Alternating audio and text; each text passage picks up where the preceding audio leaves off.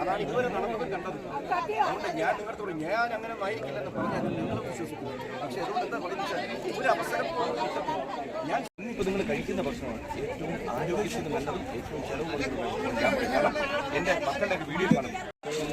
അതുകൊണ്ട് ഞാൻ പറഞ്ഞു തരുന്നു, ഇതിനകത്ത് രാഷ്ട്രീയ പരിഹാരം ഒരു കാര്യം. നാളെ ഇതേ സമയത്ത് ഇവിടെ വരാം, സംസാരിക്കാൻ ഈ സൗകര്യം അത്രേ ഉള്ളൂ.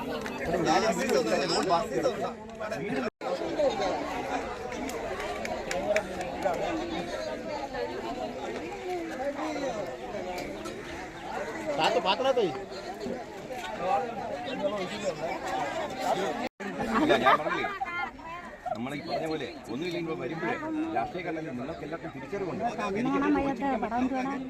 അപ്പോൾ ഇന്നത്തേക്ക് ഞാൻ ജീവിക്കാൻ പല തൊഴിലും ചെയ്യുന്നു, അതൊന്നും ജീവിതത്തിൽ ചെയ്യുന്ന പരിപാടികളല്ല. ഞാനൊന്ന് ഇറങ്ങുന്നു, കാരണം തർക്കത്തിന് ഇട കൊടുക്കാൻ താല്പര്യം.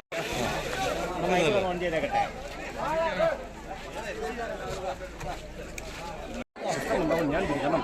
എന്നോട് ഇന്ന് പലരും പറഞ്ഞു നിങ്ങൾ അങ്ങോട്ട് ചെല്ലരുത്. പിന്നെ എന്തെങ്കിലും ചെയ്യാൻ പറ്റുമോ?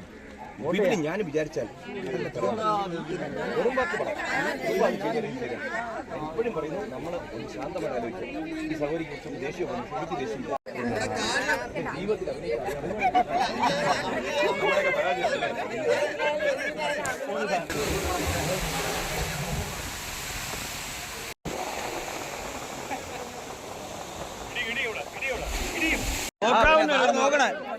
വോട്ട്